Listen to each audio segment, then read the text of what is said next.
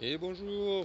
Et voilà, bon mais du coup, nouvelle vidéo, parce que là je suis en train de rehausser les suspensions après le body lift. Je vous montre quand même la suite de ce que je vous avais dit que je vous remontrerai. Alors du coup c'est ça qui a été modifié aussi. Donc du coup ça à la base c'est là-haut, là juste là.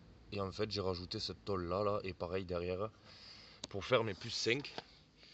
Et du coup maintenant tout est comme c'était à l'origine. Voilà. Donc du coup, ça fait que, bon, pour devant, pour rehausser, comme je vous ai expliqué, c'est des barres de torsion sur l'Opel Frontera B et sur pas mal d'autres modèles au final. Alors pour l'avant, c'est cette vis, comme voilà là, juste là. Cette vis là, il y en a une là et une de l'autre côté. Pour rehausser l'avant, c'est pas compliqué. Alors, vous voyez pas ma tête, désolé, hein. Pour en gros lever l'avant, il faut lever avec le cric, donc soulager, parce que sinon vous n'arriverez pas à visser les vis, c'est invissable. Sinon vous allez casser un truc.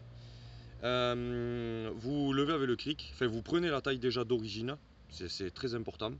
À faire attention qu'il n'est pas déjà rehaussé. Normalement non, je me rappelle plus c'est quoi la taille, je crois que c'est 38 je crois BC, mais moi il avait un problème de suspension, donc je sais pas c'est quoi d'origine, il faut regarder la hauteur d'origine sur des livres ou quoi. Moi j'ai pas fait, c'est l'erreur que j'ai pas fait. Bon déjà ça fait pas mal rehaussé, hein.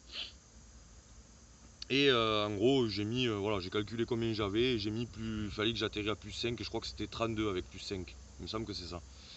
Et du coup ça fait que on lève avec le cric, on serre et en fait un tour entier est égal à un demi centimètre. J'ai fait 10 tours et j'ai rehaussé de 5 cm. Donc vous faites vos tours d'un côté, vos tours de l'autre pour être sûr à chaque fois, vous remesurez jusqu'à atterrir aux 5 cm de plus. Voilà. À l'arrière, il faut faire des cales. J'ai fait faire les cales par mon pote qui m'a fait le body lift.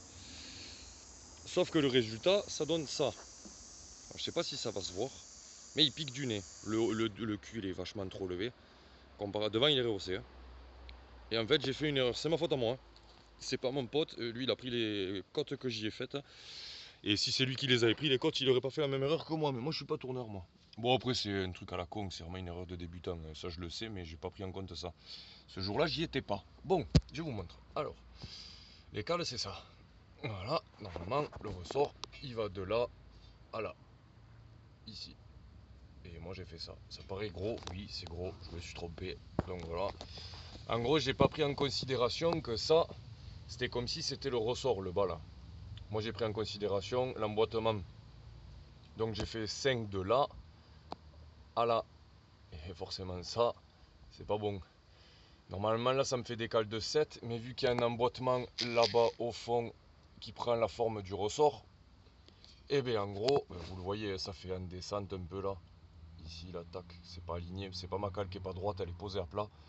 C'est que c'est un emplacement pour le ressort hélicoïdal, pardon. Et du coup, ben, ça fait que là en tout, j'ai 8,5 de réhausse, ce qui est trop.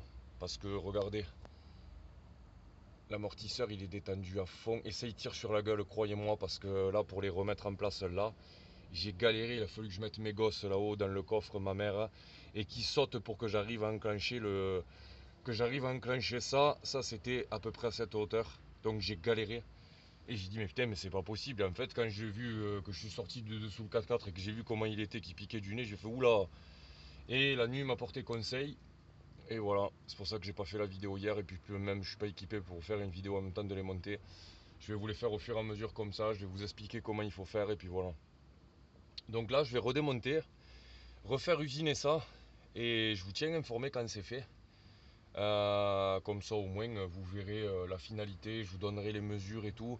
Les ressorts sont tout neufs parce que je me suis aperçu quand j'ai voulu mettre les cales en fait que lui là-bas là il était pété en deux. C'est pas moi qui l'ai cassé, il était rouillé qu'il en pouvait plus au niveau de la cassure, donc je pense qu'à mon avis il était déjà cassé depuis longtemps. Mais c'est que je m'en suis pas aperçu parce que là où c'est que c'était cassé on pouvait pas le voir. Enfin vous pouvez pas le voir, si on était vraiment fixé sur ça oui, mais vu que j'ai pas, voilà, moi j'ai pas guetté ça. En gros il était cassé là-haut là au niveau de la première spirale et ça c'était, les deux s'étaient posés l'un sur l'autre et du coup ça se voyait pas tant que ça quoi. Faut vraiment dire pouvoir de suspension, mais voilà, il fallait vraiment avoir l'œil sur ça. J'avertis pour mettre les cales, faut démonter ça, c'est obligatoire, ça y tend sur la gueule. Mais vraiment, faut enlever là, faut enlever la fourchette là, et la durite elle tombe. Faut enlever lui, sinon on le détend, après ça marche plus, c'est le truc pour gérer la pression des freins, en gros. Faut enlever du coup ça, les amortisseurs. Faut démonter la barre stab et enlever la barre qui a là-haut là, cette vis là. C'est la barre qui va là-bas au bout là, pour pas que le pont fasse des trucs comme ça, voilà. Pour pas qu'il aille d'avant en arrière. Et parce que sinon ça tape sur le réservoir et on peut pas le rehausser. Une fois que ça c'est monté, enfin que c'est démonté pardon, vous prenez un cric sous l'attelage, si vous en avez un. Si vous en avez pas, ça personnellement, j'ai envie de vous dire débrouillez-vous parce que je sais pas, si peut-être sur cette barre, parce que ça fait partie du châssis, mais bon, enfin voilà. Vous prenez le cric avec une grosse cale que vous arrivez pile poil à